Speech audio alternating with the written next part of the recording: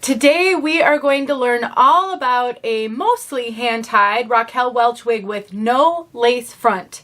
This is Influence Elite in the color SS Iced Cafe Latte, one of my favorite Raquel Welch colors. We're going to talk all about this style and learn about this color. I am having a bit of a struggle with this piece. I'm not sure if you can see it, but we will talk all about it.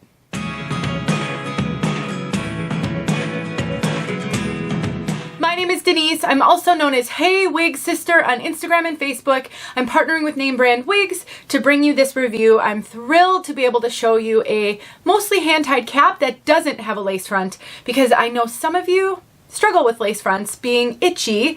We all are so different, and some of us have quite the sensitivity to lace fronts. So I'm excited to be able to show this one to you. We are going to talk all about everything I can think of to tell you about this style, and I'm really happy to be partnering with name brand wigs to bring this to you. So please look in the description box below if you'd like to learn a little bit more. Keep name brand wigs in mind. The next time you're in the market for a major name brand, I will have a coupon code as well, which will save you 30% off this and all Raquel Welch wigs. Let's take a look at this one from all sides.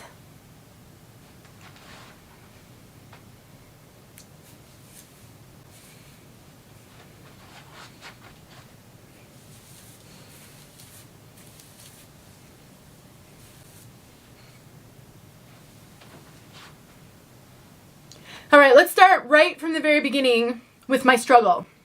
Well, I kind of have two struggles.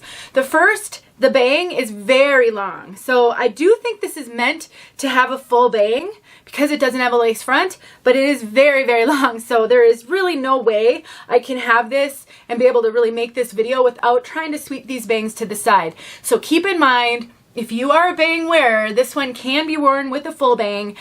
It's actually a really heavy bang. I do have a video showing how to use a thinning razor to trim up bangs. It is, in my opinion, one of the most foolproof way for somebody who is not skilled at cutting hair to be able to get bangs to work. Plus, you don't have to have a steady hand. It's really easy to do. I will make sure that video is linked below. The other struggle, it's very forward. Like all of this hair just wants to come forward. Normally, I would kind of find a part up here and sort of part this part to the side and then, you know, have the bang, but this just wants to go forward. So this is the perfect opportunity for me to talk with you about hand-tied features and why they can sometimes cause hair to fall funny. So the whole top of this wig is hand tied. I believe this is actually a double mono and it's all hand tied. All of this is hand tied. All of this is hand tied. That just means that a human being took each individual strand and hand knotted it into the cap. One of the great benefits of hand tied features is the hair will move a lot more naturally than on wefts, so there is some closed wefting at the back because all of that hair is sewn together in a track and it really can only move as a group kind of up and down, whereas these hand-tied fibers can, in theory, move all around on that knot. Sometimes the knots get stubborn and kind of stuck going in one direction, which can make it challenging to maybe move the hair out of the way. I actually have a video showing how to use a hot comb to work with a part line that's not laying the way that you want or get lift in the front on a lace front wig. I do think this wig would benefit from a little bit of heat, kind of redirecting those fibers on top because right now they're just all coming forward and it's just not looking the most natural. That may not happen to your piece because a human being created this. It might lay differently if maybe another person hand-tied the piece that you get, or there's a bunch of different reasons why that might happen. I just wanted to take the time to talk about it because I don't think it's a negative against this wig. I think it's a product of handmade items, and you can see that in anything that's handmade. So keep that in mind. It can be remedied. We've got soft ear tabs with bendable stays. Again, no lace front. Nice silicone right here. Kind of act as a little bit of a grippy right there. You could glue that down if you wanted to for security. I don't think it's needed. We have an extended nape with very soft material.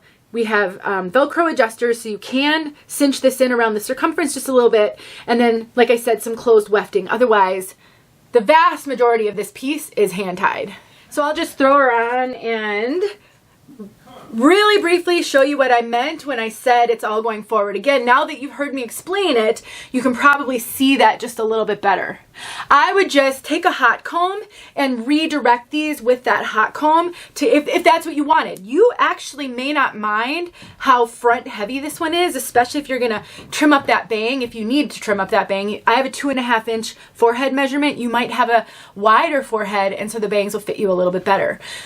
So I think, you know, this is absolutely easy to remedy, but I just want to make sure that I'm always giving you every single piece of information that I think could be helpful. I just want you to make a really good decision, but also be educated, because you just never know when you'll fall in love with a wig that has a couple of things that aren't perfect that probably can be fixed, and then you'll be good to go. So keep in mind, we sometimes have to work with our wigs, and that's okay. And you can see she tucks, at least on me, because of how she fits me, she tucks beautifully, so you can kind of smooth her down, tuck her behind your ears, especially if you get overwhelmed by wigs a lot. Getting all of that hair off of your face and kind of the sides of your head will really help for you to feel a little bit more comfortable in a wig, especially if you've been losing your hair for a long time. This piece is listed as being high density, and I think I agree with that this time. If you watch my videos, you know I don't always agree with density claims on these product listings, but this one does feel like quite a bit of hair. But because it's shorter, it's a little bit layered back here, it's so professional, but it's definitely not a lightweight piece. Another really great benefit of hand-tied wigs is no permatease. So this doesn't have any permatease. It's not poofy on the top. It's very natural looking, especially if you tuck it behind your ears. Obviously you don't have to, but the more you get that hair to come forward, the more that it does feel like a little bit more hair, but it's not voluminous because it is very straight and it doesn't have permatease to add volume. So keep in mind, volume is only one factor, but permatease can really change how a wig looks. This one doesn't have that. Let's talk about fit. There is some discrepancy in how hand-tied caps fit. Sometimes I find that they fit smaller than maybe their wefted counterparts. Sometimes I think they fit larger. It is just hard to know. I would say this is fitting smaller than average. I am not getting a ton of extra cap up here, but I am getting some. The fact that I can do this means that there's some room. So if you have a bigger over the top of your head measurement than I have, then there is room for that. All of my measurements are in the description. I did cinch this in slightly. I definitely think that it's going to, I have a 21.25 circumference. I do think it's going to fit probably up to 22 inches. It's not very stretchy though. Like, I'm not sure I would recommend this for any bigger than 22 inches. That may be pushing it because it is not stretchy. The other thing I'm noticing is these ear tabs are falling a little high on me. A lot of the time they're down here. These are up here, so I'm not getting the best coverage. You can see my bio hair a little bit right here. So I do think this cap is running smaller than average. So if you wear Raquel Welch in general and you don't have an average petite head size, maybe you're more average, I'd be cautious about this one. So look at my head measurements. I don't recommend, if you're a whole lot bigger than me, that you would get this one.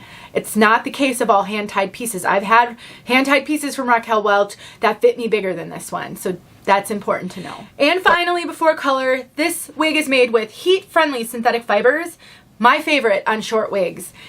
In a perfect world, if I could choose the fibers, I would choose heat-friendly fibers on shorter pieces, even over human hair. So anything above shoulders, heat-friendly fibers are wonderful because the style is baked in. You don't have to style this one at all. It's not going to get frizzy. It's not going to, you know, humidity is not going to impact it like it can human hair, and it's not getting any friction on your clothing, so there's not going to be any detrimental effect on these heat-friendly fibers. I do have a video where I talk about special care that heat-friendly wigs require, but only on ones that are longer where the fibers actually rub up on your clothing. On a short piece like this, it isn't going to require any special care at all, and it's not shiny. So if you have dealt with regular synthetic wigs sometimes being too shiny or more shiny than you would like, heat-friendly fibers aren't really like that, so it's just great all around. Natural feeling, natural movement, and not a lot of shine. Well, let's talk about this color. SS Iced Cafe Latte. The code for this is RL9/24SS. I absolutely love this color. So on an SS color from Raquel Welch, SS stands for shadow shades. Basically it means it's rooted, but it's a shadow root. Barely a root. It's enough that it creates a shadow at the root, but it is not significant. It really is kind of the perfect root. And one of the reasons why I absolutely love this color is that it's actually kind of neutral to ashy. It's not warm, it's not red. It's got kind of a light brown base, if you will, and then we've got some blonde highlights.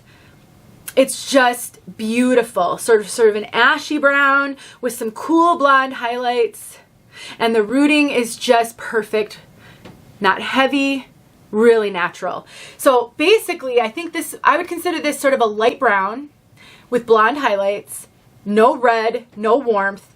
I don't really think it looks gray. It's not ashy enough to look gray. Some ashy colors can actually look gray in some lighting. I don't see that on this one. It's just really neutral in tone. Great in-between color if you're a brunette looking to go lighter. It's a great in-between color. I just love it. Let's get outside so you can see this color outside, and don't forget about name brand wigs. See you guys soon. All right, here is this gorgeous color outside. There's some clouds going over the sun right now, so you're getting filtered sunlight, which may become more direct sunlight if they get out of the way before I finish this video. I just got her out of the box. I have not played with the front at all, which I'm sure you can tell. I'm not really sure what's going on there, but I'll take a look at it. I love this color because it's more of a neutral, and it's a great kind of a light brown with some blonde highlights, not warm. Just really love this color for my wig sisters who love more neutral colors. No real red, it's not super ashy. There you go.